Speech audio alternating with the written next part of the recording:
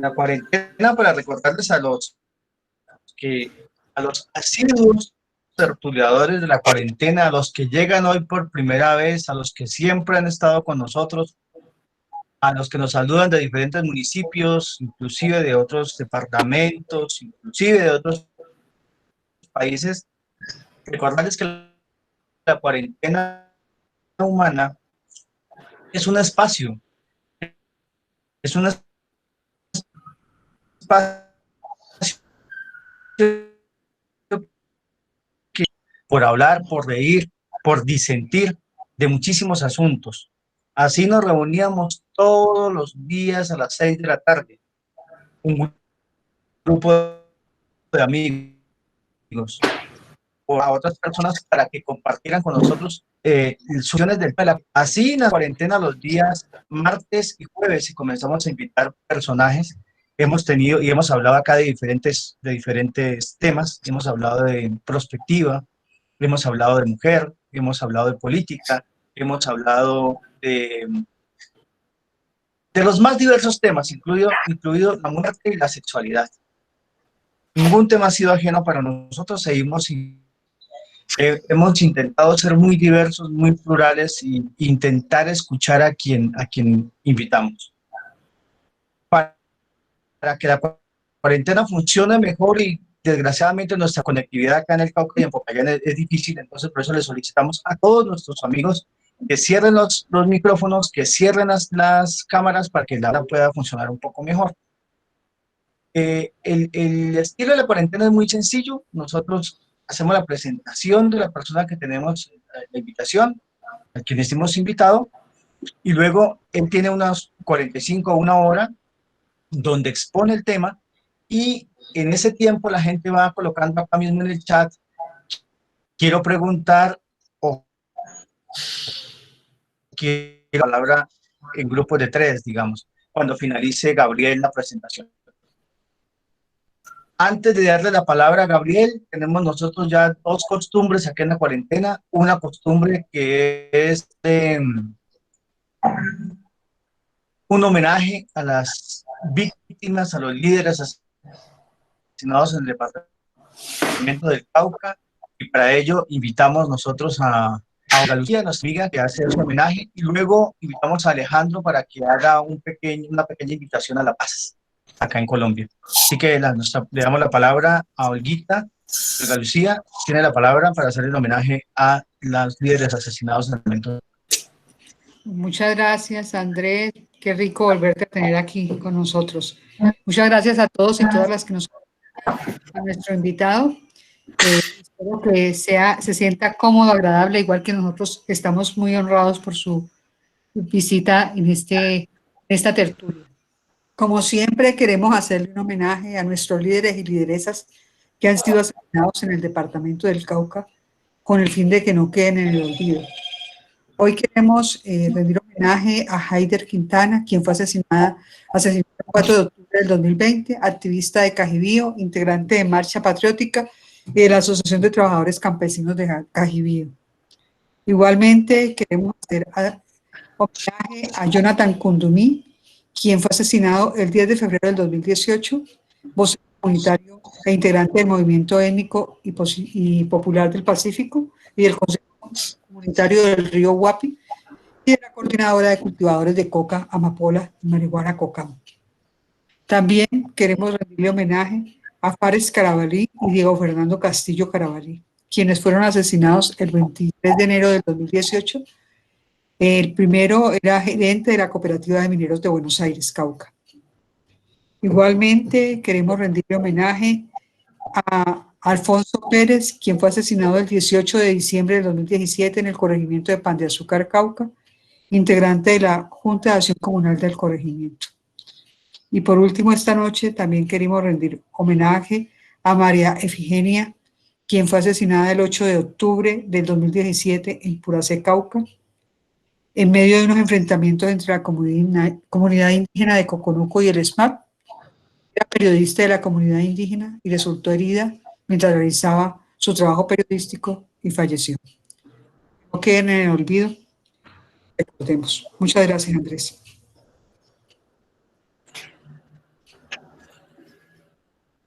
A ti, Olga Lucía, como siempre. La palabra la tiene Alejandro para que haga este llamado a la paz. Gracias. Buenas noches, espero que me estén escuchando. No tengo muy buen audio, tengo problemas de señal. La nota de paz es la siguiente. Hasta que quienes ocupan puestos de responsabilidad no acepten cuestionarse con valentía su modo de administrar el poder y de procurar el bienestar de sus pueblos, será difícil imaginar que se pueda progresar verdaderamente hacia la paz. Igualmente, los creyentes de todas las religiones, junto con los hombres de buena voluntad, abandonando cualquier forma de intolerancia y discriminación, están llamados a construir la paz.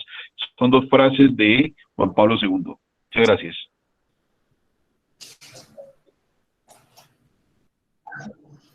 Gracias, Alejandro. Usualmente el invitado lo presenta Walter, pero hoy voy a tener el honor de presentar a un amigo de más de 35 años. De 35 años no de edad, tenemos 35 años de amistad. Por favor, no hagan cuentas. Así que Gabriel es nacido acá en Popayán, estudió en el Instituto Técnico Industrial, Popayán, estudió en la Universidad del Cauca Lenguas Modernas. Luego se integró al movimiento marista y para fortalecer su expansión fue fundador de los institutos System Plus, varios en el país. Luego se trasladó a vivir a Bogotá y de ahí se fue a vivir a Barcelona. Luego regresó, ahora vive en Bogotá. Y como amigo, tendría que decir que goza de algo impresionante y que nos hace falta mucho, ¿no? Él tiene permanencia, tono y pulcritud en los trabajos donde se desempeña. Es decir, tiene una capacidad impresionante para dedicarse a algo y a ese algo meterle toda la energía. Así se ha dedicado al manejo de las redes sociales y tiene un palmarés amplio. Ha hecho análisis de reputación de Twitter para Xabi Alonso, el jugador del Real Madrid y la Selección España desde el 2013 al 2015. Es curador de contenidos deportivos de redes sociales. Es gestor del primer blog de curaduría de contenidos en redes sociales, que son cosas que uno realmente ni siquiera sabía que existían, pero hay gente que se dedica a eso y Gabriel le tiene pues la medida a todos estos temas. Acá en Colombia, ya en esta época, es asesor de comunicación digital de Coldeportes, soy el Ministerio de Deportes de la Gobernación del Valle, del Canal Telecaribe, de la Federación Nacional de Departamentos, del senador Juan Luis Castro Córdoba, de la Asociación Nacional de Reserva Campesina,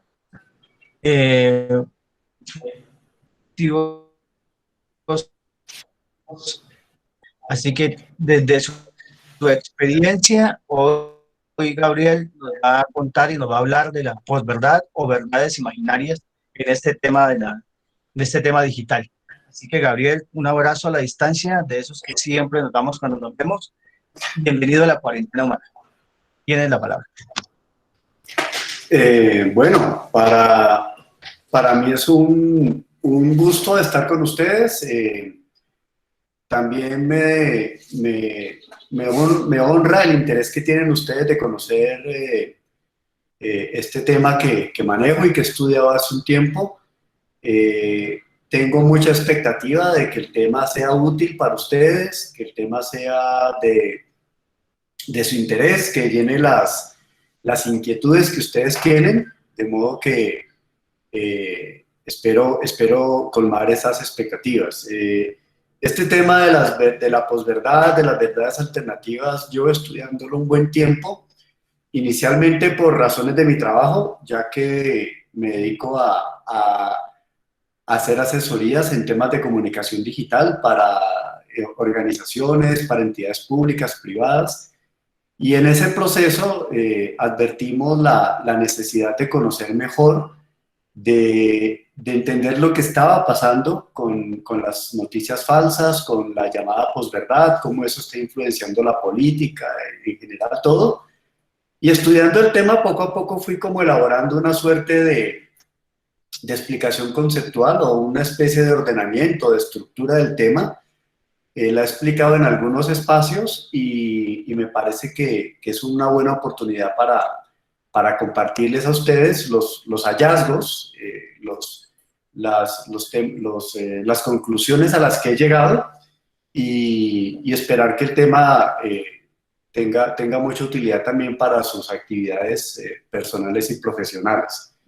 Tengo preparada una presentación, permítame un momento, la coloco aquí y la vamos viendo.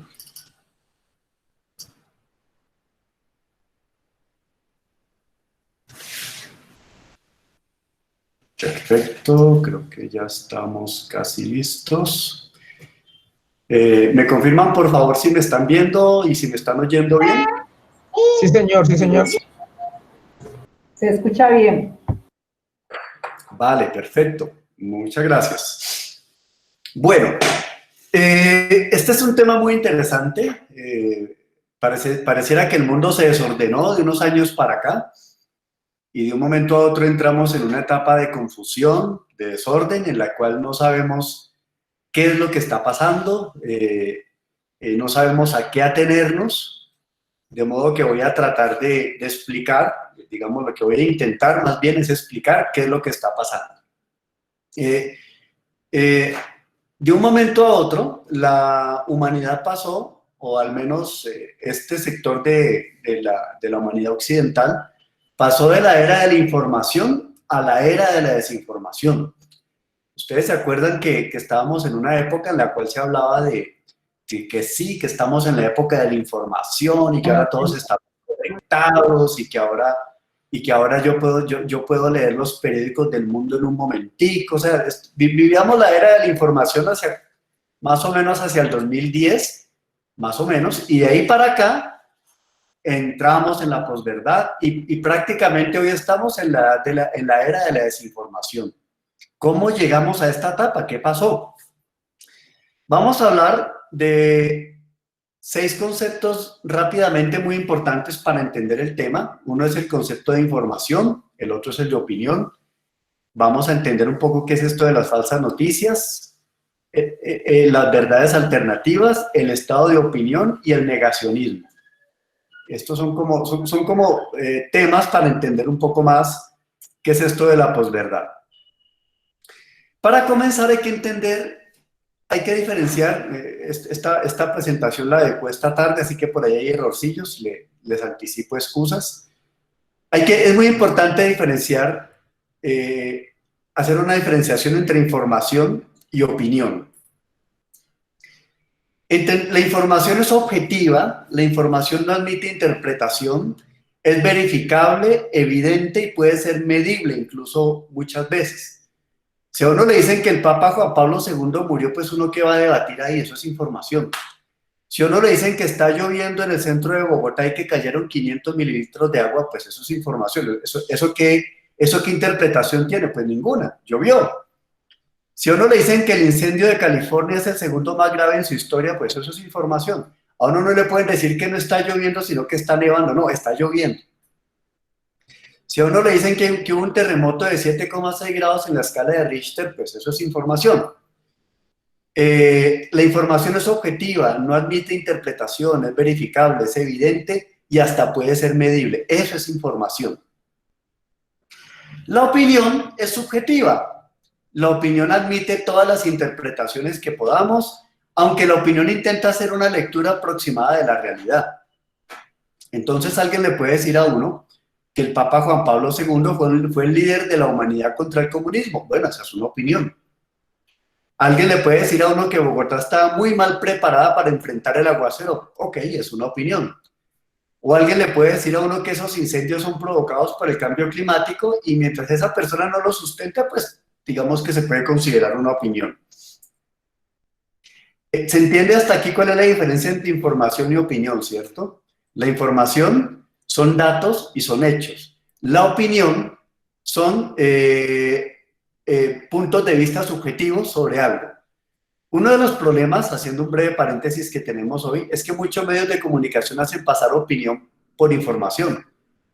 Uno escucha, por ejemplo, en las mañanas como en Blue Radio Néstor Morales va colocando ciertos tonitos editoriales de su medio de comunicación, pero no advierte que está opinando. Yo no sé si ustedes se acuerden de Juan Gosaín en Noticias RCN, que ellos tienen una sección que se llamaba el comentario editorial. Entonces, Juan Gosaín decía, salió una cuña que decía, y ahora el comentario editorial. Y en ese momento Juan Gosaín opinaba. O sea, ellos advertían que iban a opinar. Y en ese momento Juan Gosaín opinaba. Y él se daba la libertad de opinar. Cerraban la sección de opinión, ellos editorializaban un poco después, tampoco es que no opinaran, pero se enfocaban en informar. De resto, hoy en día, los periodistas van pasando de opinión a información y no lo advierten. Un periodista debería decir, quiero advertir que voy a dar mi opinión, y no la pueden compartir y están en su derecho de no compartirla, y yo estoy en mi derecho de expresarla, pero eso no pasa. Los periodistas van opinando y van, muchas veces, venden la opinión como si fuera la misma información. Entonces es importante diferenciar la información de la opinión. Si yo digo que la Tierra es redonda, alguien puede decir, sí, es redonda, pero también es un poquito ovalada. Bueno, esa es una opinión. Si yo estoy diciendo está anocheciendo, eso es una información, o sea, eso no hay forma de rebatirlo, pero alguien puede decir, esta noche parece una noche siniestra porque tal o cual cosa, y está opinando. Yo puedo decir, está lloviendo, y eso es una información, y alguien puede decir, sí, pero esta es una lluvia sencillita si la comparamos con el Katrina o qué sé yo, y ahí está opinando. Alguien puede decir el agua moja, y eso es un hecho verificable, y la otra persona puede decir, sí, moja, pero es que una cosa es mojarse y otra cosa es empaparse, esto es una lluviecita. Entonces, quiero antes, en esta primera parte, diferenciar dos aspectos muy importantes, porque en los medios de comunicación en muchas ocasiones no está diferenciado. Una cosa es información y otra cosa es opinión. Pasemos al segundo concepto rápidamente, es el concepto de fake news. Es la divulgación de noticias falsas que provoca un peligroso círculo de desinformación. Para que se hagan una idea del problema de las falsas noticias, se calcula que solo en el mes de abril, se movieron 500 millones de visitas en Facebook de noticias falsas sobre el coronavirus. Hágame el favor, 500 millones de visitas. El planeta Tierra tiene como 7.000 millones de habitantes y podríamos decir que unos 400 o 350 millones de habitantes vieron noticias falsas sobre el coronavirus. Y esto es una pandemia, por Dios. O sea, si algo necesita información veraz, objetiva, que no tenga lugar de interpretación, es la información que se utiliza para informarnos sobre una pandemia. Y lo que está sucediendo es justamente lo contrario, que tenemos una epidemia o una pandemia también de desinformación. Otro dato muy tenaz es que se calcula que Donald Trump es el origen del 40% de la desinformación sobre el COVID. Es decir, el presidente de la nación más poderosa del mundo, que tiene el sistema de salud, uno de los sistemas de salud de científicos, de investigación, de universidades, etcétera, tiene más premios Nobel que otros países, lo que sea, etcétera, debería ser la que diera ejemplo en información, en veracidad, etcétera, pero lo contrario, es la que más desinforma, por el mismo presidente. O sea, es algo realmente absurdo. Bueno, el tema de las falsas noticias es tenaz. O sea, imagínense que hay gente que realmente piensa que en efecto la vacuna tiene un chip de Bill Gates que nos van a meter adentro, que es que para analizarlos, imagínense. No hay evidencia que el coronavirus venga de un laboratorio de Wuhan, eso es un rumor. Aspirar vapor de agua hirviendo durante 5 minutos no desactiva el coronavirus. O sea, hay medios de comunicación que se han dedicado a desvirtuar noticias falsas. Hay tantas que hay medios que se dedican a ello. De nuevo, la tecnología 5G no es causante del COVID. O sea, hay gente que estaba diciendo que había antenas de 5G que eran las que esparcían el COVID. No sé de dónde sacarán esas ideas. Entonces, llevamos dos conceptos. Diferenciar una cosa, diferenciar opinión e información de un lado y entender qué son las noticias falsas. ¿Ya? Son noticias abiertamente mentirosas que se difunden, pero que hoy en día ya son un problema de mentiras generalizadas. Veamos rápidamente otro concepto. las verdades alternativas. También son conocidas como narrativas, pero en realidad son mentiras generalizadas. Yo me acuerdo que hace poco estaban diciendo en los medios, es que no ha sido comprobado que los policías hayan asesinado a los jóvenes en las protestas. Uno decía, sí, pero es que aparecen, los indicios llevan a pensar que sí. Uno no ve personas disparando, uno ve policías disparando. Si hubiera personas disparando, con toda la gente grabando desde sus celulares, pues habrían videos de personas disparando, pero es que los videos son de policías. Y ven policías disparando directamente. No, esta es una narrativa, le decían a uno. Es que eso es una narrativa de que los policías son los que mataron. La realidad es que hay que investigar y etcétera. Y en ese cuento nos estaban enredando. Hasta que las dos orillas hicieron lo que no hizo la fiscalía, lo que no hizo el Ministerio de Defensa, lo que no hizo nadie, lo hicieron periodistas. Se sentaron, unieron pedazos de video, unieron testimonios de la gente y verificaron 3 asesinatos, o 2, no recuerdo, de policías. Policías que días antes habían asesinado a un abogado con las cámaras enfrente. Entonces, ¿qué son las verdades alternativas? Son interpretaciones arbitrarias, generalmente poco sustentadas, incluso son evidencias, incluso sin evidencias, que buscan crear una realidad psicológica o imaginaria en un grupo de la población. El mejor ejemplo de las verdades alternativas es este. Préstenme atención. Cuando se posesionó Donald Trump, esta calle que no sé cómo se llama, frente al Capitolio en Washington, se llenó, pues tuvo una asistencia importante. Pero en la izquierda vemos cuando se posesionó Obama. Bueno, resulta que cuando terminó esto, varios periodistas y políticos y el mismo Trump dijeron que no, que es que sí se llenó. Y uno miraba las fotos y uno decía, no, pero no se llenó. La de Obama se llenó, la de Trump no se llenó. Pero ellos decían que no, que sí se llenó. Entonces empezaron a surgir noticias, la abrumadora asistencia de personas a la posesión de Trump, la multitudinaria asistencia a la posesión de Trump, y empezaron a construir esa sensación de que sí se había llenado. Por supuesto, hay un grandísimo sector de la población que dijo, no nos creen pendejos, no se llenó, pero ojo, hay un sector que creyó que sí se llenó, porque los bombardearon con tantas noticias que terminaron creyéndolo, o sí lo querían creer. Repito, sí lo querían creer. Entonces, eso se convirtió en una verdad alternativa para un sector de la población que sí la quería creer y que la creyó. Y ellos viven pensando, hoy es el día que piensan que no, que eso sí se llenó, que fue muy grandísimo y que fue muy importante. Eso es lo que conocemos como verdades alternativas. Otra verdad alternativa es esta.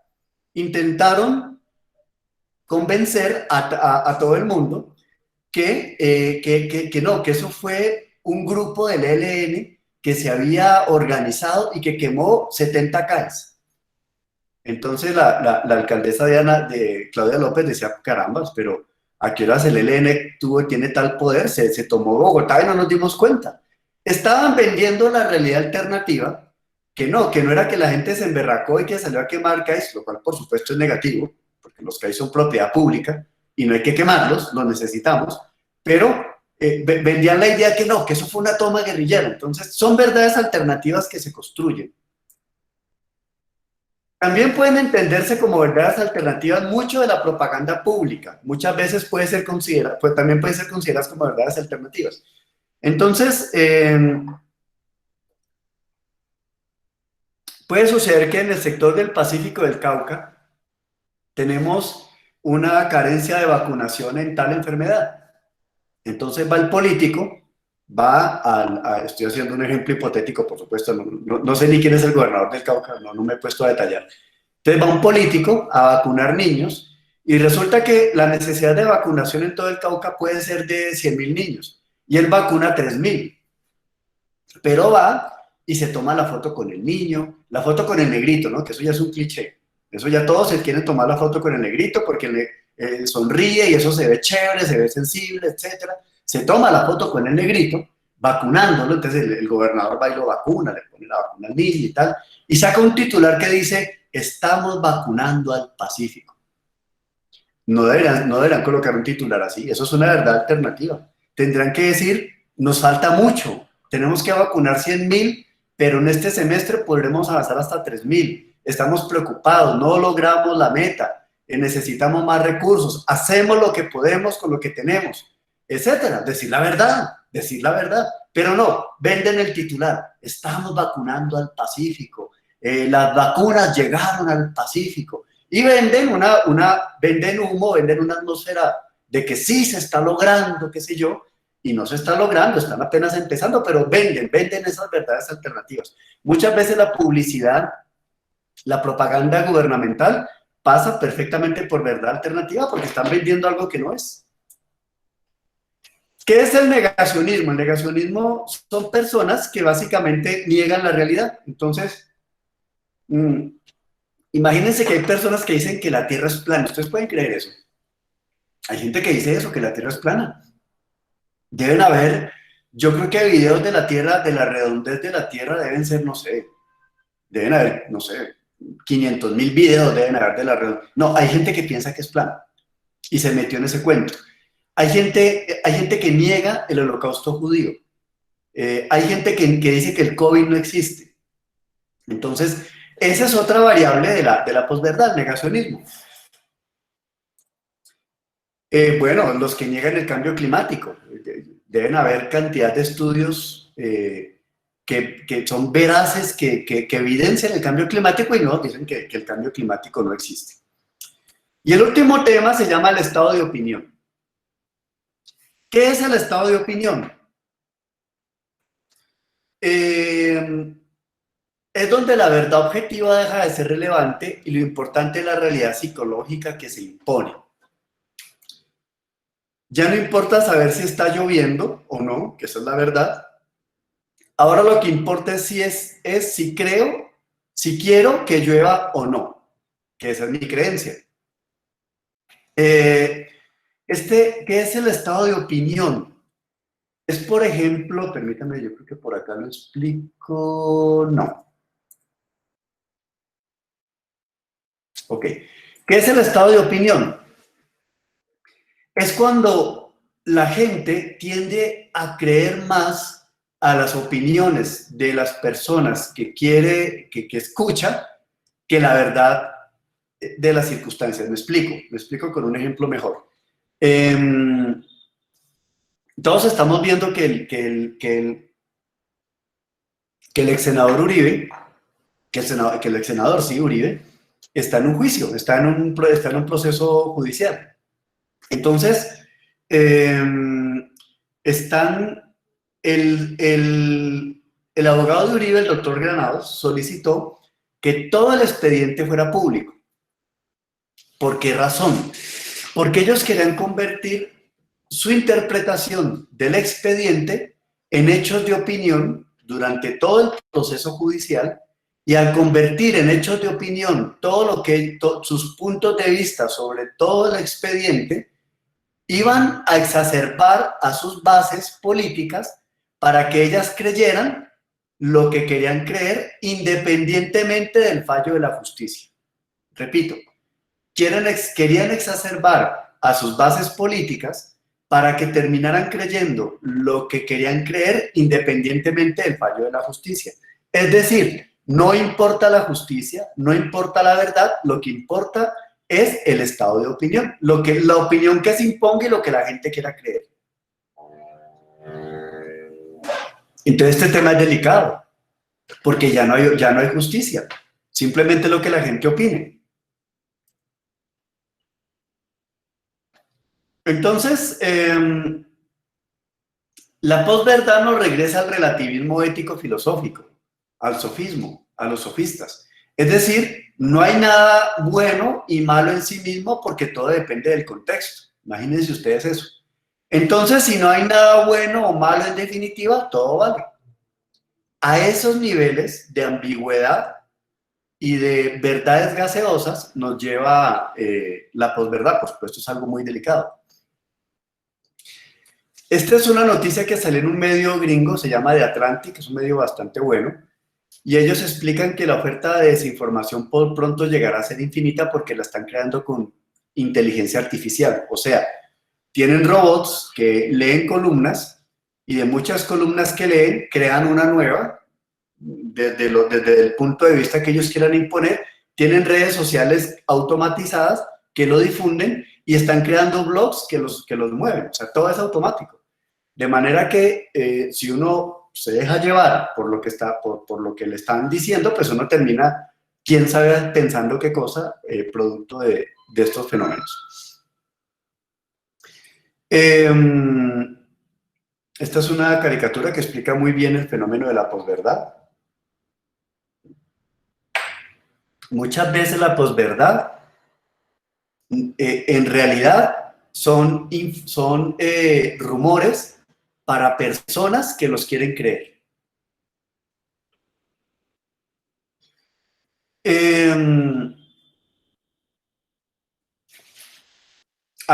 Esta es una frase que tomé de un medio español que habla del tema y trata de rescatar la verdadera labor del periodista, ¿no? O sea, si a uno le dicen que está lloviendo y empiezan los rumores, permítame un momentico, me voy a devolver acá un momento, permítame un segundo. Entonces, Andrés Usuriaga y yo estamos en una sala. Y yo le digo a Andrés, Andrés, está lloviendo. Eso es información. Y Andrés me dice, sí, Gabriel, pero eso es una lloviznita. Llovizna que llueva es cuando uno está en Tumaco, en Guapi, caen esos aguaceros que eso parece un diluvio. Eso es opinión. ¿Qué sería falsa noticia? Que llega alguien y nos dice, eso es una lluvia ácida. Eso es una falsa noticia, porque no es una lluvia ácida. Está lloviendo, pero no es una lluvia ácida. ¿Qué es una verdad alternativa? Que alguien nos diga, hombre, no está lloviendo, está haciendo sol. Eso es una verdad alternativa. ¿Qué sería estado de opinión? Vamos a debatir si es que está lloviendo o no está lloviendo. Vamos a debatir. Entonces, ¿tú qué opinas? No, yo opino que no está lloviendo. Y otro dice, no, yo opino que sí está lloviendo. Eso es el estado de opinión. Ya no hay verdad, ya hay opiniones. Y el negacionismo es que simplemente alguien diga, no, no está lloviendo. Es que alguien llegue y nos dice, la lluvia no existe. Ese es el negacionismo. Entonces, ¿cuál es la labor de un periodista?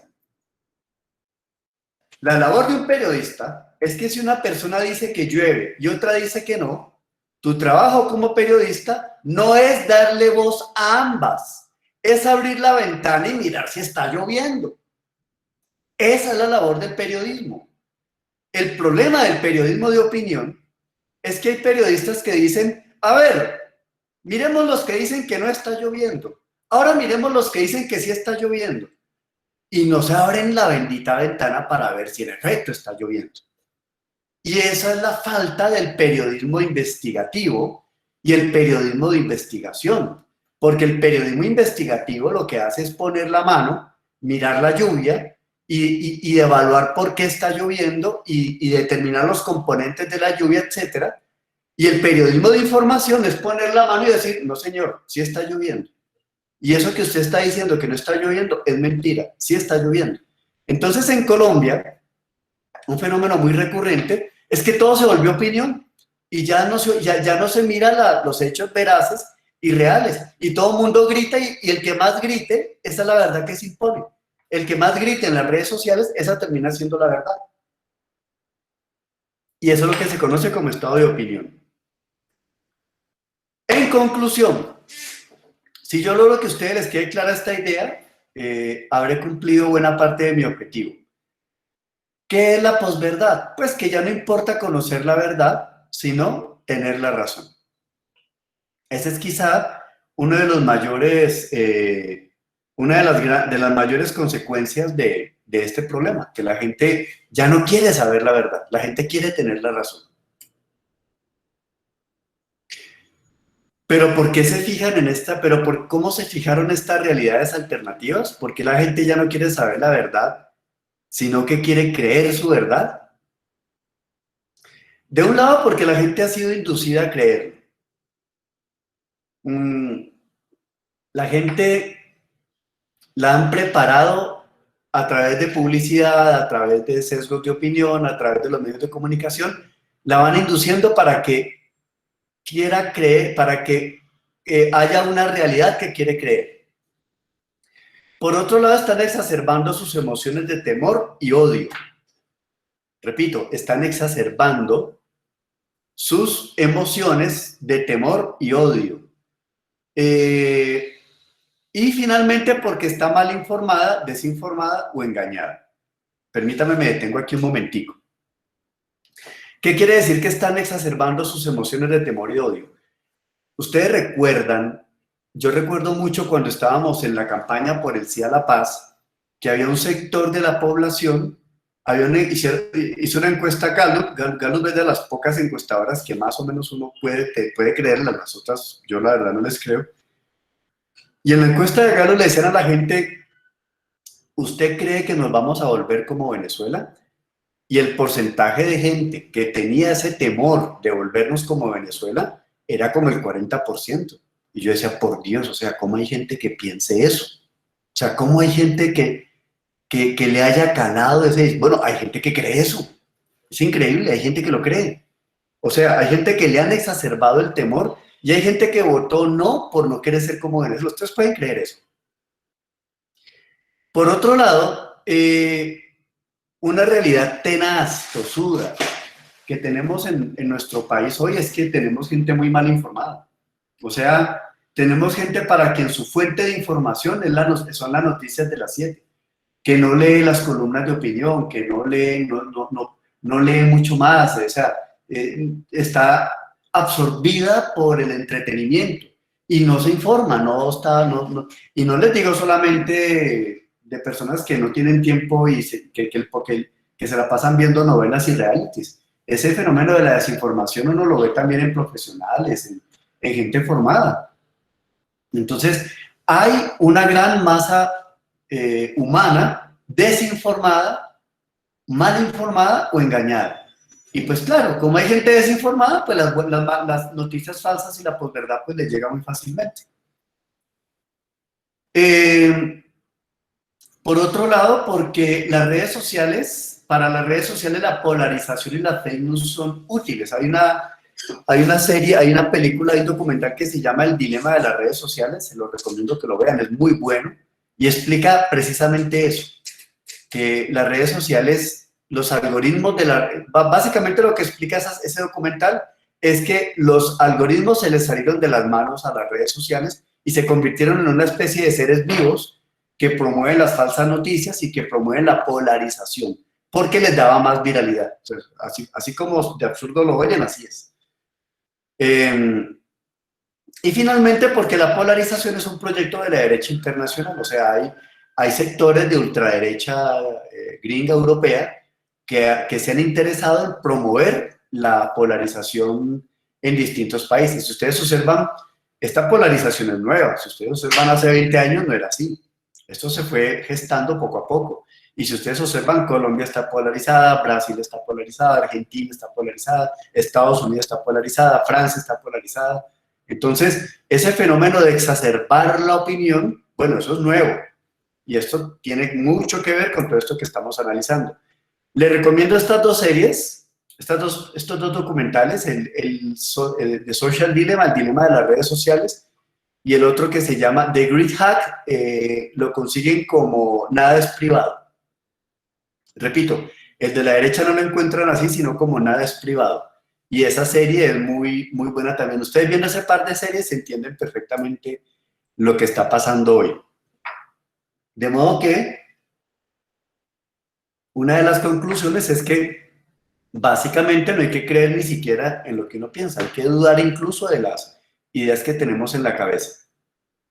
¿Ustedes se acuerdan de esto? ¿Se acuerdan? ¿Quién me dice de qué es esta publicidad?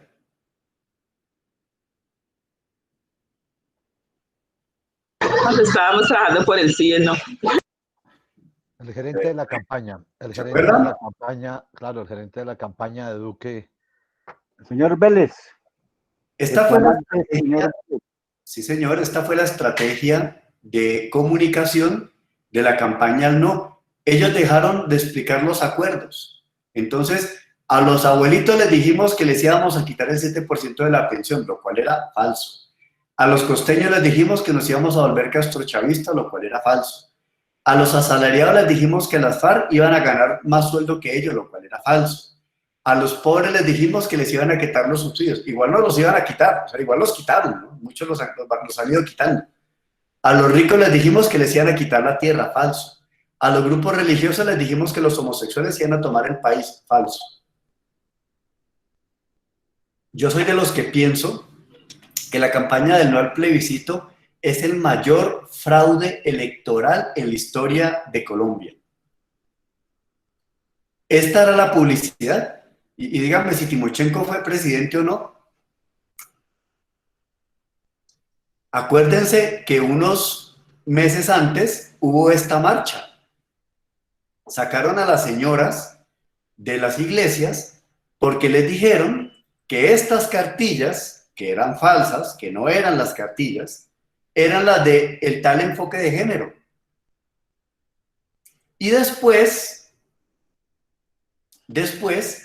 la publicidad para votar el no era esta, era la publicidad diciendo que si votaban por el no iban a volver a los niños homosexuales.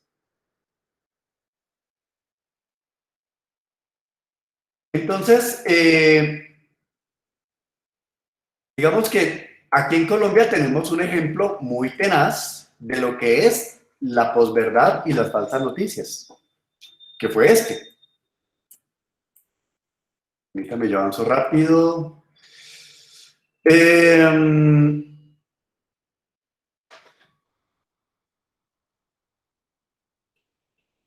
Si las verdades, este tema de las verdades psicológicas y las falsas noticias y los rumores, las narrativas, este no es un tema nuevo, o sea, digamos que ahora está muy de moda, entre comillas, pero esto siempre ha existido. Recuerden que Goebbels, el jefe de propaganda nazi, él se inventó toda una historia sobre los judíos y básicamente buena parte de la Alemania nazi se formó sobre el odio y el miedo a los judíos.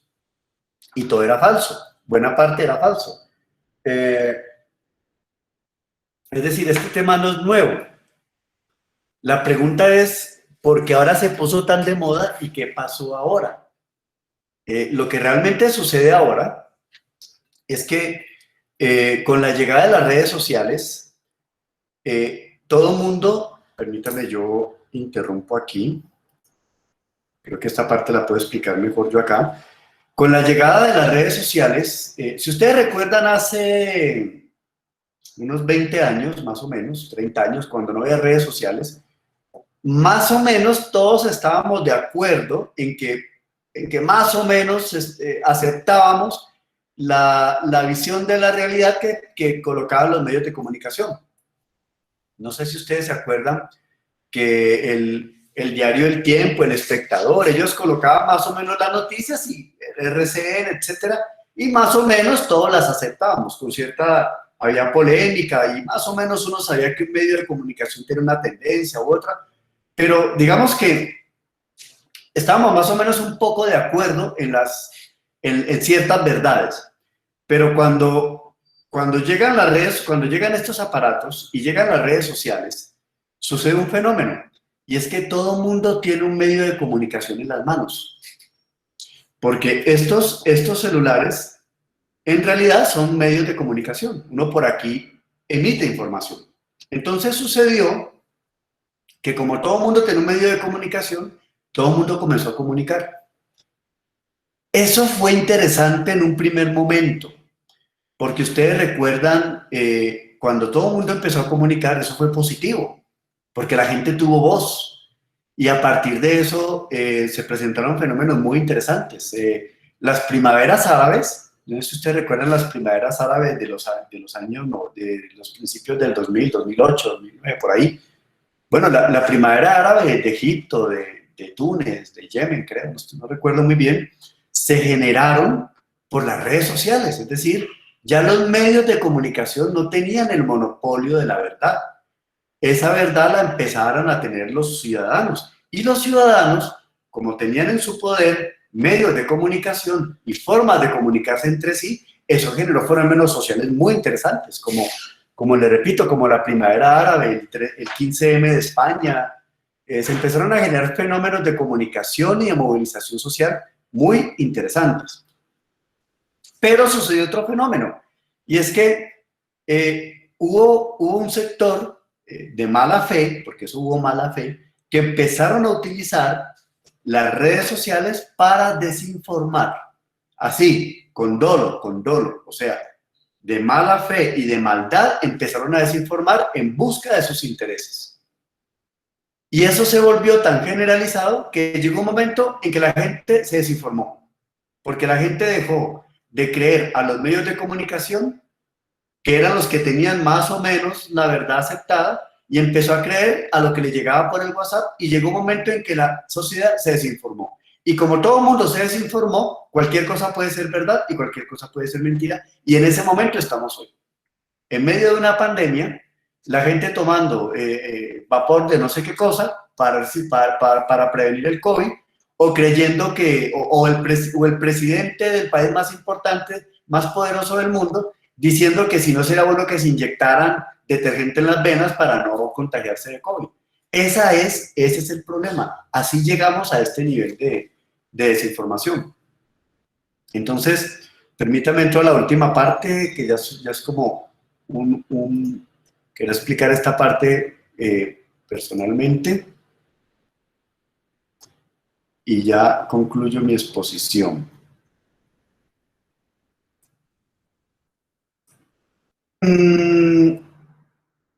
Voy a colocarles unos videos muy cortos, son videos de 2 minutos, 3 minutos, de la serie del documental Nada es Privado.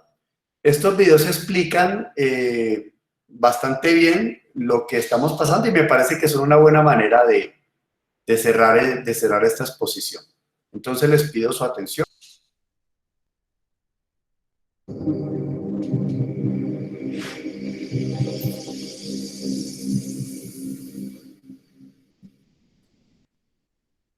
Vale, permítame, les voy comentando para que no se me pierdan. Este documental explica cómo este señor se metió en las entrañas de Cambridge Analytica, la empresa que hackeó las elecciones del Brexit y que hackeó las elecciones de Estados Unidos. Y resulta que es un tema pavoroso, o sea, realmente están manipulando a toda la gente de una manera, a través de las redes sociales. Eso está pasando, ahora mismo está pasando. Entonces, esta es una presentación de Cambridge Analytica que tomaron de uno de los computadores de uno de los trabajadores. Miren cómo se presenta la empresa.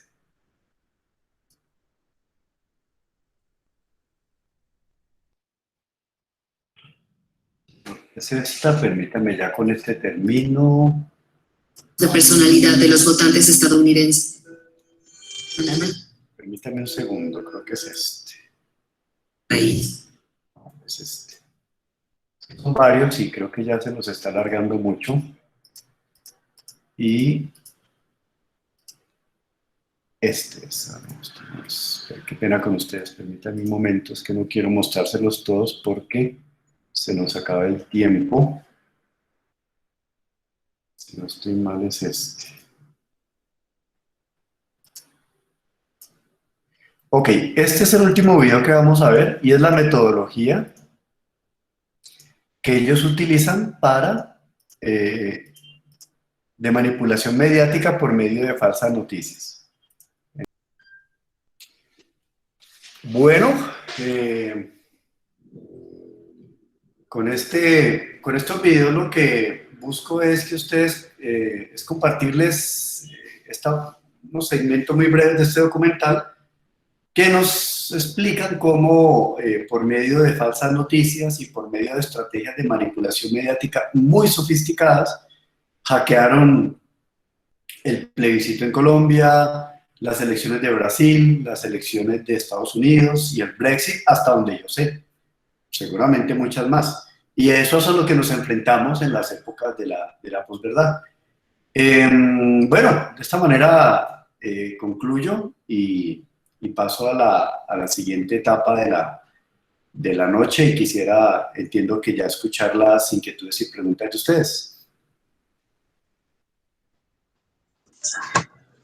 Vale, muy amable, Gonzalo. No sé cómo sentirse, no sé cómo nos sentimos todos, pero en mi caso comienza uno a sentirse como medio desnudo, con, cuando se da cuenta que las opiniones de uno tal vez estén obedeciendo a manipulación. Y esa es la pregunta primera que te hago antes de darle la palabra a Walter, que quiere preguntar. Eh, ¿Cómo se puede uno blindar de las fake news? ¿Tiene la palabra ahora, Walter? Vale, yo voy tomando nota y... Hay de hacer como... Sí, exacto, usted hace como bloquecitos. Perfecto. Bueno, gracias Andrés. Gabriel, muchas gracias. Es una pregunta precisa, es incluso más una emoción, una sensación. Es como el tema de el asombro que produce la información en el tiempo real versus los noticieros de televisión, por ejemplo. O sea, ¿qué tanto juegan con eso para efectos de establecerle a uno la posverdad, establecerle verdades alternativas, el negacionismo? En últimas, todo el tema del estado de opinión. O sea, cómo le juegan en la psiquis de uno la importancia y el asombro que genera la información, el acceso a la información en el tiempo real. No tengo que esperar hasta el mediodía para ver la noticia que me llega bien o mal presentada como información o como opinión a mi celular. Gracias. Perfecto. Felipe Parechor me pide la palabra. ¿Sigue, Felipe? Yo deseo preguntar. Dale, pregunta. ¿Yo, tocayo? Sí, claro. O yo, tocayo. Bueno, primero va Felipe es más Parechor y luego va César Muriel. Listo. Don Gonzalo, muchas gracias. Don Gonzalo, qué gusto verlo otra vez. Usted se refería a muchos aspectos y mientras usted hablaba me acordaba de cosas que han pasado, ¿no? Durante el tiempo, ¿no? Y para muchos decíamos, bueno, hay que blindarse de alguna forma, ¿no? Y algunos decían, no hay que ver Caracol y RCN. Y después vimos la gran cantidad de noticias falsas en las redes sociales, sobre todo en Facebook, que es el más popular para muchos. Y bueno, ¿y ahora qué pasa? ¿Qué sigue, no? Usted hablaba de cosas como el cuento de la manipulación mediática sofisticada, o sea que cada vez ellos van a intentar mejorar eso y cada vez más vamos a estar inmersos en las cosas, ¿no? Y uno se da cuenta del punto que digamos que cada organización, cada grupo político, cada grupo religioso trata como de blindar, y muchas veces en algunos grupos religiosos muchas veces los mandan a decir una misma cosa en Facebook, y uno también ve de pronto que determinado partido político habla de otra cosa, y es como si fuera que uno dijera, no, realmente la gente no tiene ningún criterio, lo están mandando a decir cosas de determinada manera, o le están mandando a creer cierta noticia falsa. Hola, lo que dice Andrés, estamos desnudos definitivamente, no sabemos cómo reaccionar ante tanta cosa, ¿no? Muchas gracias, Gonzalo, qué gusto verte.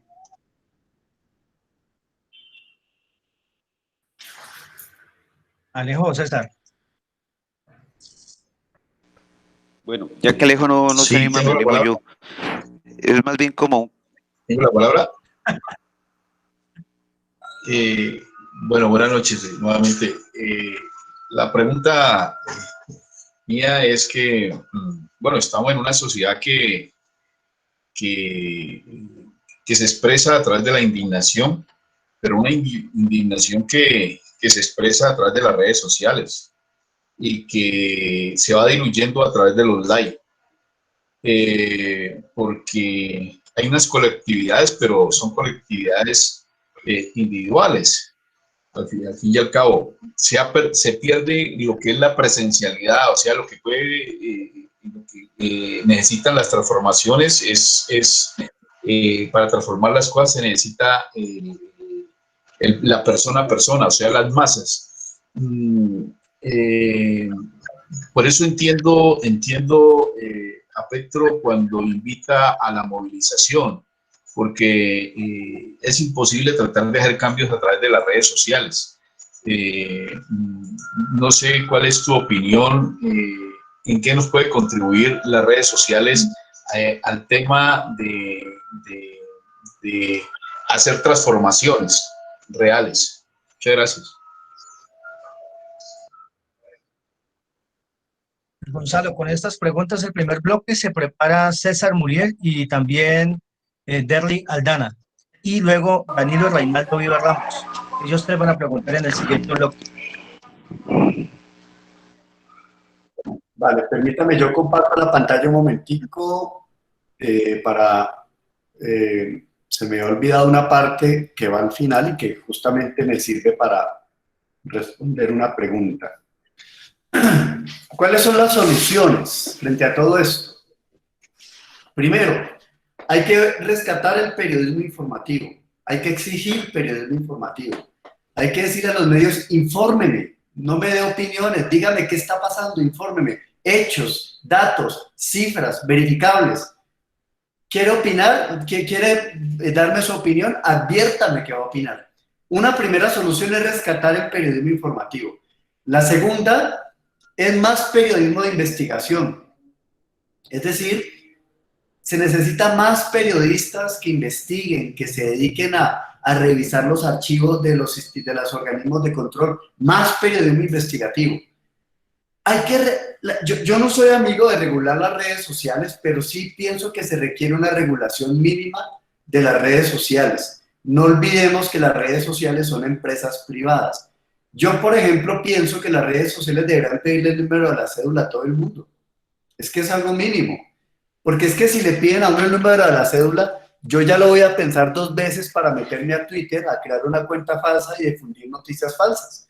Porque como Twitter sabe quién soy yo y sabe mi número de cédula, es fácil que me denuncien y me hagan responder. Pero como todo eso no está regulado, pienso que hay unas regulaciones mínimas que se necesitan en las redes sociales.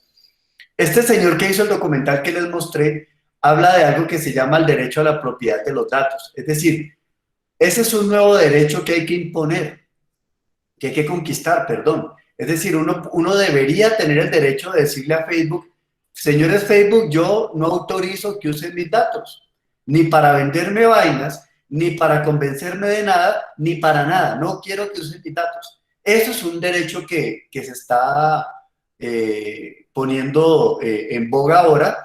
De hecho, el señor que hizo el documental, él está estableciendo un proceso jurídico para obligar a las redes sociales a que le devuelvan sus datos. Imagínense hasta dónde está llegando el tema.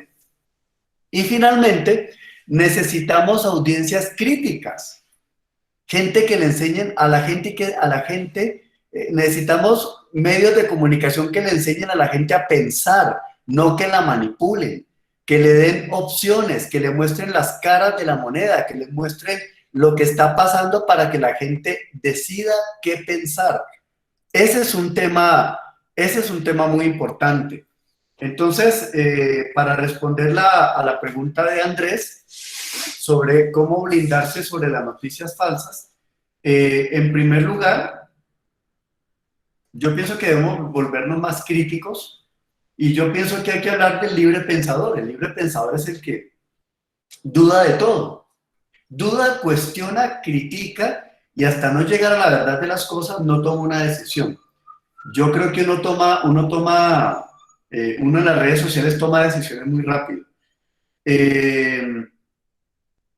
Sobre el compañero que decía cómo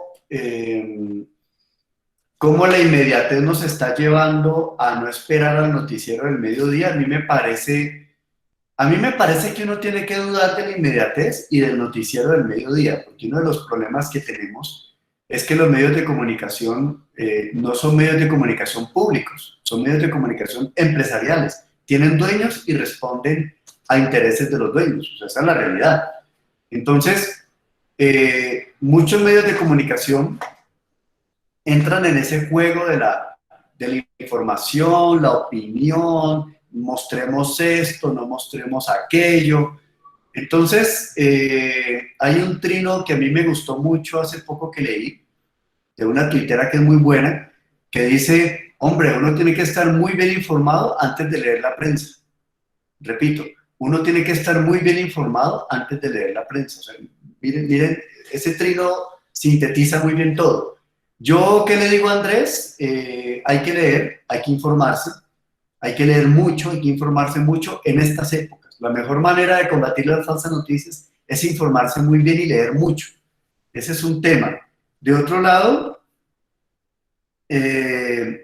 yo pienso, Felipe, que es un poco la pregunta de Felipe, van en la línea de Andrés, hay que leer mucho, hay que informarse mucho. Yo pienso que hay que ver Caracol, hay que ver RCN, hay que leer redes sociales, pero también hay que leer La Silla Vacía, también hay que leer los columnistas de los distintos medios, también hay que leer los medios de comunicación internacional. Uno, hoy en día Google le traduce a uno el Washington Post, le traduce a uno el New York Times, le traduce a uno The Economist, el Atlantic. Entonces yo pienso que hoy uno tiene que dedicar más tiempo a informarse de lo que está pasando, porque cuando uno se informa, no lo engañan. El problema es que la gente no está informada. Yo pienso que en la izquierda y en los sectores sociales, en los sectores contestatarios y críticos también cometemos errores. Yo no pienso que el debate contra Duque deba ser de que Duque está gordo. Yo pienso que el debate contra Duque no debe ser que Duque es un puerco, no. Ahí se degradó el debate. El debate debe ser las políticas públicas del gobierno. El debate debe ser cómo el gobierno manipula. Ese es el debate. No que Duque es gordo. ¿Eso qué debate es? Es más, hoy se habla mucho de la gordofobia, o sea, cómo la gente la estigmatizan y la rechazan porque es gorda. Entonces, en los sectores de la izquierda también caemos en esos errores, o sea, también a veces movemos noticias falsas, también a veces exageramos. De manera que desde estos sectores, desde esta orilla, que es una orilla que yo comparto, que creo que ustedes comparten también, caemos en esos errores, o sea, muchas veces exageramos y extrapolamos cosas para atacar a otros sectores. Y eso está mal, así no es, así no debería ser. El debate debe ser el debate argumentativo. Entonces, digamos que eso también he visto gente en la izquierda que usa fake news. Lo he visto. Entonces, eso está mal, eso no hay que hacerlo. Respecto al compañero que preguntaba sobre las redes sociales como los canales digitales, le recomiendo un libro que se llama Disputar la democracia, de Pablo Iglesias, el grupo Podemos de España. Él explica muy bien esa parte. Yo pienso, no recuerdo el nombre del compañero, que esos son espacios de disputa. O sea, los espacios digitales, las redes sociales son espacios de disputa. Hay que llegar allí a disputar las verdades que se están tejiendo en esos espacios. En cierto modo, esta es una época donde las verdades se están disputando. Y la verdad que nosotros proponemos, que son puntos de vista que tienen que ver con el desarrollo social del país, que tienen que ver con los cambios estructurales que necesita el país, bueno, esos son facetas de las verdades que hay que entrar a disputar. Yo pienso que esta pandemia pasará, en un par de años ya las cosas volverán a la normalidad y no creo que esto vaya, yo no creo que digan que la humanidad cambió para siempre, yo no creo eso, yo creo que esto pasará y cambiará y volveremos a las calles. Yo pienso, compañero, que es una sinergia entre redes sociales y calle, porque si tú miras las marchas del 20 de noviembre y las que se produjeron en los meses pasados, eran una combinación muy buena de calle y redes sociales. Me parece que las redes sociales son muy importantes. No pienso que haya que menospreciar la importancia de las redes sociales y tampoco creer que es solo redes sociales. Yo creo que son redes sociales y calle. Son los dos aspectos que hay que combinar. Gracias, Gonzalo. Entonces, en ese orden que está César Muriel, Derry Aldana Danilo Reinaldo Vivas y Gustavo Herrera. Con esto terminamos las preguntas, Gonzalo. César Muriel. Gracias. Gracias, tocayo. Yo más que nada quería hacer era como un comentario acerca de las cosas que se suceden en las redes sociales y que nosotros nos han vuelto reactivos. Incluso tenía una pelea en mi familia porque cada vez que, por ejemplo, llegaba el Día de las Brujitas, siempre aparecía una camioneta negra y la reproducían sin el menor análisis si era verdad o mentira. Y a eso nos acostumbraron mucho los señores a los que les interesa esta situación. Incluso en esta pandemia, a principios hubo la fotografía de un médico que se murió como 5 veces atendiendo pacientes y entonces dame un like y eso era impresionante la gente cómo le corría a esas situaciones. Entonces yo la invitación que hago es a que miremos, no seamos tan reactivos y seamos más analíticos. Yo creo que esa es una parte importante de la forma de combatir los fake news, no volvernos tan reactivos y ser un poco más analíticos. Por lo demás, muy amable, muchísimas gracias, una charla muy, muy interesante. Buenas noches. Bueno, yo tengo como una reflexión frente a lo que estoy planteando en relación al pensamiento crítico y cómo construir ese pensamiento crítico, porque allí pues se cruzan varios temas, uno de ellos la ética y la ética propia. Nosotros ya prácticamente un niño desde un bebé de meses ya le estamos poniendo una tablet para que juegue y luego a los 5 o 7 años ya le estamos comprando el celular y es un celular, un smartphone que le permita interactuar con esa tecnología y otras más. Y cómo conciliar, digamos, esa actitud nuestra, porque hace parte de la ausencia del pensamiento crítico, ¿sí? Que no nos planteamos siquiera en esta película de las redes sociales, justamente las personas que intervienen ahí, lo que plantean es, yo a mis hijos no les doy esa tecnología tan temprana edad. ¿Por qué? Porque por lo que usted está mencionando, la información, digamos, metemos a estos jóvenes, a estas nuevas generaciones en estos remolinos de desinformación, de trivialidad, de falsa información, de opinión, de sesgo, de manipulación ideológica, pues por otro lado tenemos a la escuela y digamos, todo el contenido pedagógico que está allí, con todo el respeto por los maestros, pero no hablo del maestro, sino de la ideología de la escuela, que también contribuye a eso y que evita construir un pensamiento crítico, que construye un pensamiento de rebaño que va y vota por lo que le diga el pastor de la iglesia o por lo que le diga el señor de cierto partido que probablemente esté preso en cierta finca, ¿cierto? Entonces, ¿cómo poder construir, cómo contribuir desde los medios a la construcción de pensamiento crítico que eleve el nivel de la discusión desde las primeras edades? Muchas gracias. Esa pregunta da para unas 4... Muy amable. Para 4 charlas más. Sí. Danilo Reinaldo Vivas, por favor.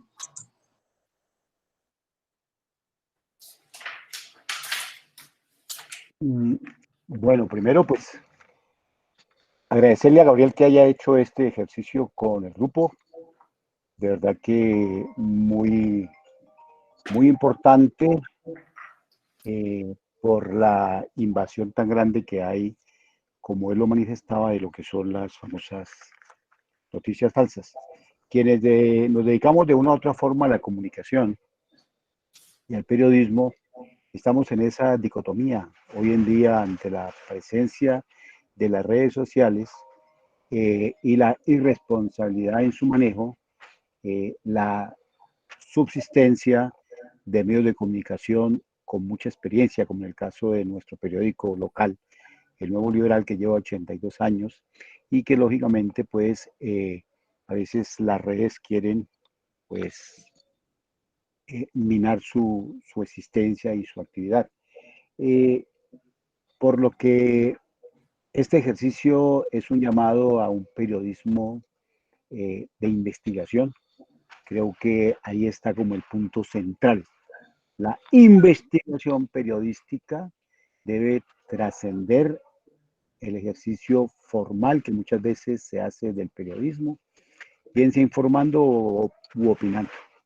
Pero el periodismo de investigación va a permitir que de verdad se vaya a las fuentes, no a las consecuencias, sino a las causas de las cosas, y que le permitan darle un mayor contexto al lector.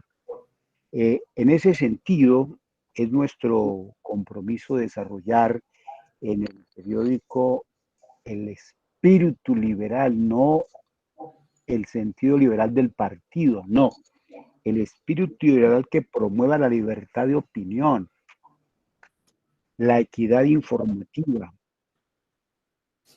que fomente el espíritu crítico y el discernimiento en los lectores para generar pensamiento autónomo. Es que no tenemos pensamiento autónomo, a fin de contrarrestar todo tipo de manipulación al que está siendo sometida la población en su conjunto, que promueve y fomenta lo que tú decías, es un problema grave y que es un efecto de la derechización del mundo, y es el tema de la polarización, para en la polarización, lógicamente, salir los portadores de la verdad desde distintas toldas y que en poco o en nada contribuyen al desarrollo de ese ser humano independiente, autónomo, y que tenga la capacidad de autodeterminarse y no estar autodeterminándolo desde los grupos de poder,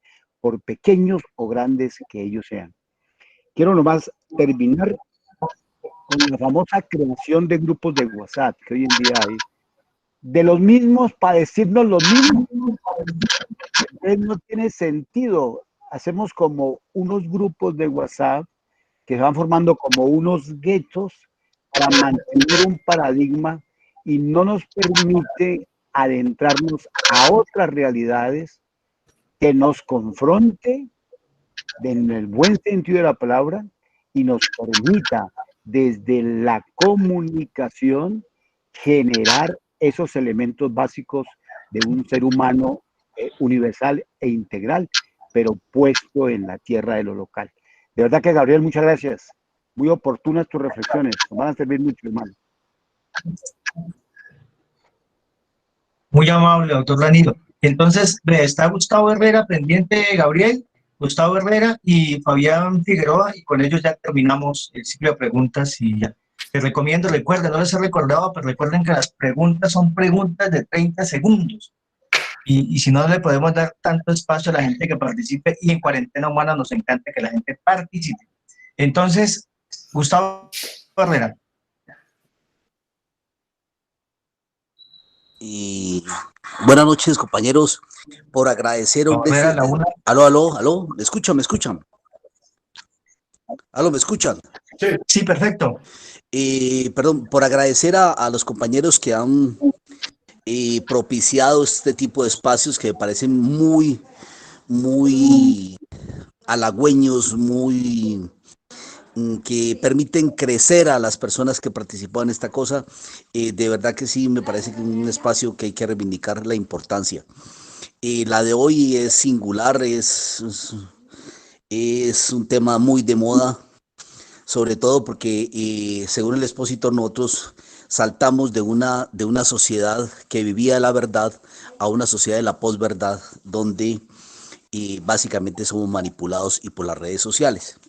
Entonces yo tengo una pregunta que surgía desde una disciplina que yo alcancé a esbozar un poquito en mis estudios, el tema de la psicología. Ahí decía, no hay nada realmente malo ni nada realmente bueno, ¿cierto? Y cuando tú decías, por ejemplo, que nos estamos disputando las verdades, pero también que las redes sociales abrieron un micrófono como a las mayorías, a todo el mundo le dio la posibilidad como de opinar.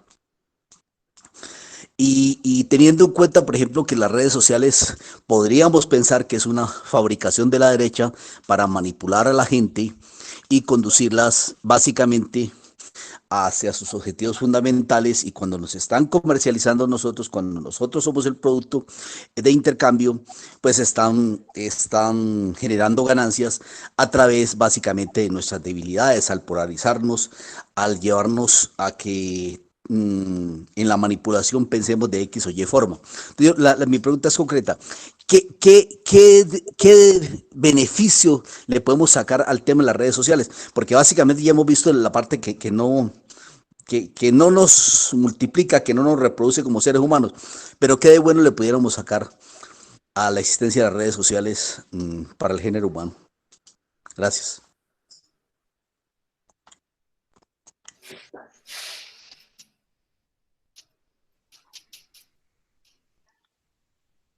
Terminamos con Fabián Figueroa. Fabián. Sí, buenas noches para todos. Agradecerle el espacio que brinda Cuarentena Humana. Excelente programación. Sí, para hacerle la pregunta al compañero, es que pues yo también estoy de acuerdo que se debe normalizar las redes sociales. Las redes sociales se deben normalizar porque se dejan manipular mucho. Y segundo, que detrás de las redes sociales están las sombras negras.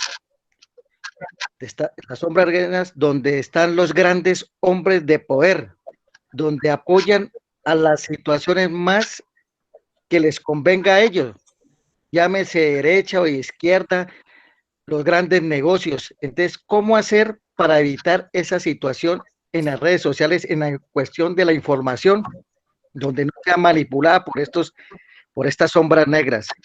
Muchas gracias por la invitación. Gracias, Fabián. Bien, Gabriel, con eso terminamos las preguntas. Perfecto. La pregunta que hizo la compañera, que no le alcancé a captar el nombre, me parece que resume el gran dilema de esta época, cómo construir pensamiento crítico. Yo creo que en ninguna época de la humanidad ese tema es tan importante como esta. Yo creo que esta es la época de la humanidad donde la gente está más desinformada, más engañada, y donde es más necesario el pensamiento crítico, el libre pensador, o como decía el compañero Danilo, el pensamiento autónomo. Eso no hay. O sea, ese es un tema delicado. En estos videos que les mostré, hay uno que no vimos por tiempo, donde aparece una columnista del Guardian, y ella dice: en estos momentos, la democracia como la conocemos está a punto de desaparecer. Si no se hace algo, es muy probable que la democracia como la conocemos desaparezca y la humanidad en los próximos años pase a otra cosa, a otra forma de participación política limitada y condicionada por todo esto que estamos viendo. Yo pienso varias cosas. Me parece que hay varias cosas. Yo creo que lo que estamos enfrentando es una nueva realidad tecnológica, una nueva realidad social, frente a la cual los estados deben reaccionar. Yo creo en el Estado. Yo pienso que hay que fortalecer al Estado. Y yo pienso que todo esto amerita acceder al poder para hacer reformas. Yo pienso que hay que hacer una reforma educativa, pero una reforma educativa de esto.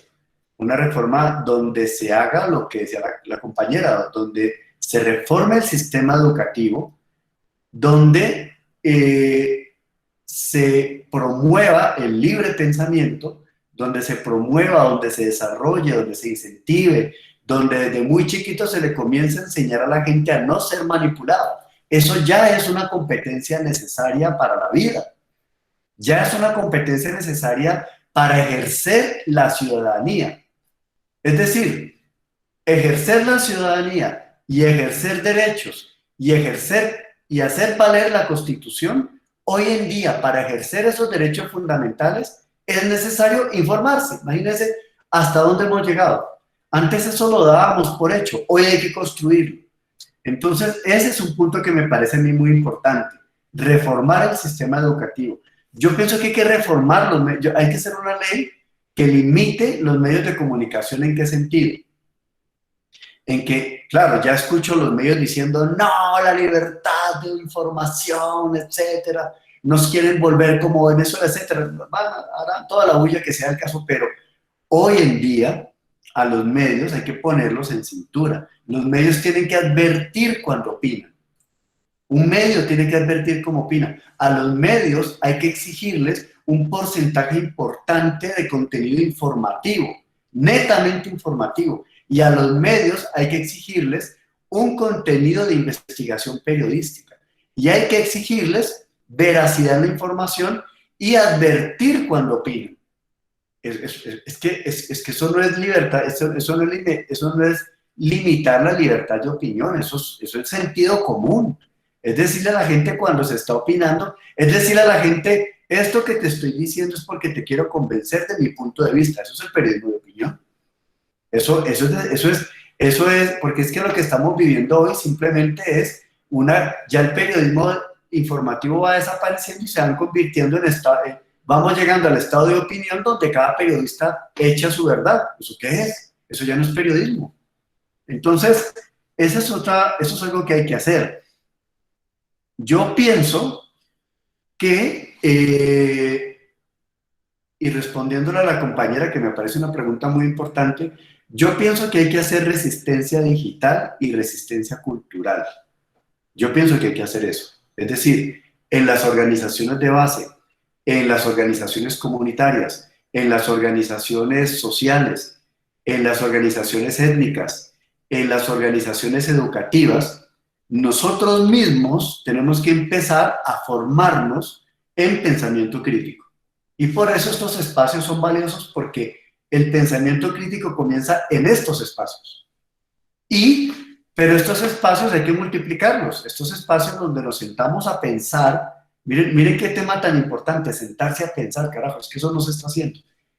Estos espacios donde uno se sienta a pensar, a analizar los medios, a analizar los mensajes, a analizar la comunicación, a analizar las narrativas, donde uno se sienta, bueno, estos espacios hay que promoverlos en toda parte. Y en las organizaciones sociales hay que convertirlas también en organizaciones de resistencia mediática, de resistencia cultural. Hay que, entre nosotros, formarnos para hacerle frente a todo eso. Porque si no, pues a nuestras propias bases sociales las van a confundir y las terminan en otras cosas. Entonces me parece que, sobre lo que preguntaba la compañera, me parece que eso es muy importante. Al compañero que preguntaba qué hacemos con las redes sociales, yo creo que las redes sociales son un espacio muy interesante. Hoy en día todos tenemos un medio de comunicación en las manos, de manera que yo pienso, compañero, que las redes sociales son muy valiosas. Me parece que son espacios de disputa también, donde hay que entrar a disputar espacios. Hoy la democracia se está disputando en las redes sociales, de manera que hay que estar ahí. Y yo creo, compañero, que hay que convertir las redes sociales en espacios de resistencia mediática, de resistencia cultural y de resistencia digital. Me parece que el pensamiento crítico y que estos espacios hay que difundirlos en las mismas redes sociales. Y yo creo que hay gente que lo está haciendo y lo hace bien. Yo creo que tampoco estamos teniendo la pelea tan perdida. Cuando uno mira las redes sociales, siempre hay gente que habla con cordura, siempre hay gente sensata que opina. Yo pienso que hay que darle más espacio a la gente que opina, y hay que darle más espacio a la información, y hay que promover la información veraz. Yo creo que ese es un tema muy importante. Permítame que yo aquí anoté las preguntas.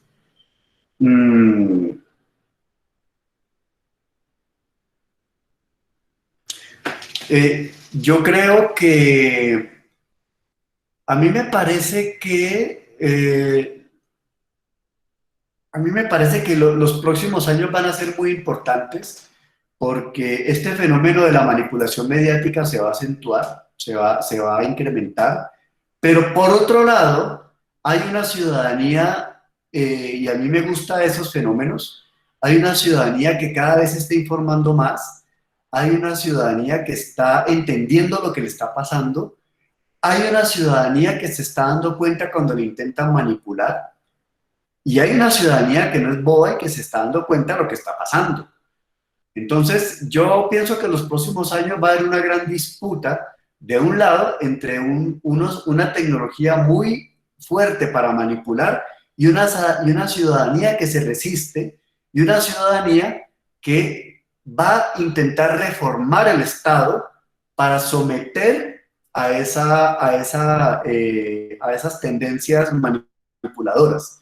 Entonces yo pienso que los próximos años van a ser los años de la disputa, de la comunicación, pero van a ser los años donde tenemos que llegar al poder del Estado para que el Estado someta a esos poderes manipuladores. Sin embargo, tendrá que ser un ejercicio ético y tendrá que ser un ejercicio escrupuloso para uno no caer en lo mismo.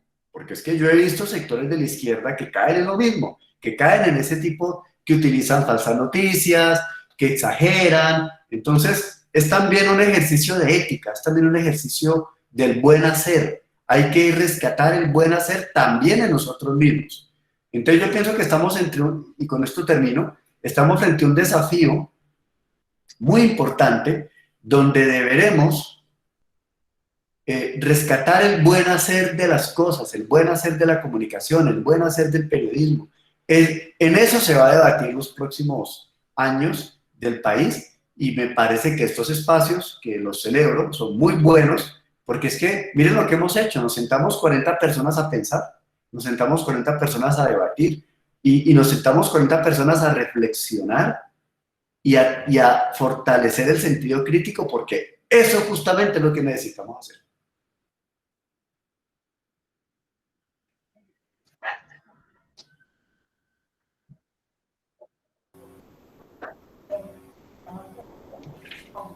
César.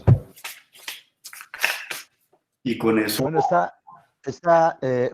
quería, Gabriel, yo soy Walter Aldana, quería agradecerte por tu amabilidad, por dos cosas. Una, por ese paisaje que hay detrás tuyo.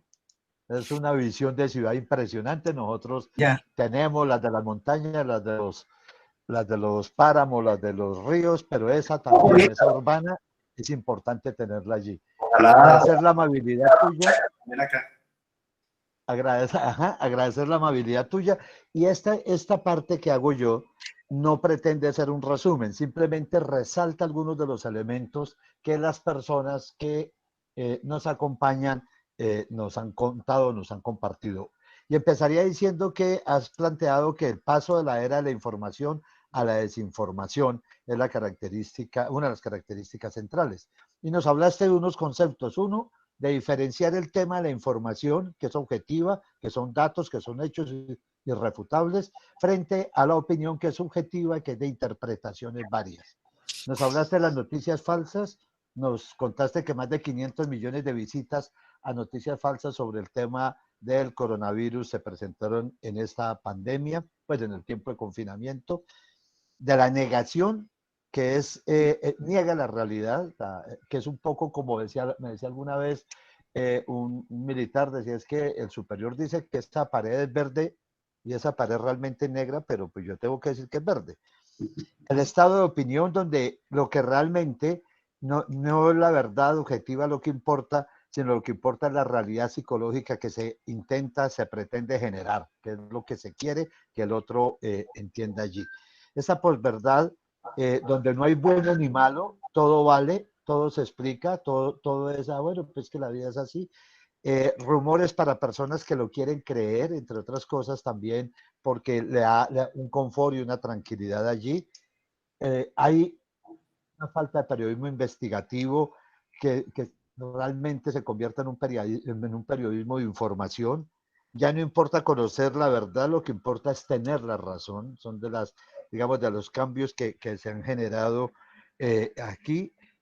Quisiera plantear algunas conclusiones que dijiste al final, como rescatar el tema del periodismo investigativo, rescatar el periodismo informativo, ¿cierto? La regulación de redes, el derecho a la propiedad de los datos, una audiencia formada con un nivel de conciencia crítica.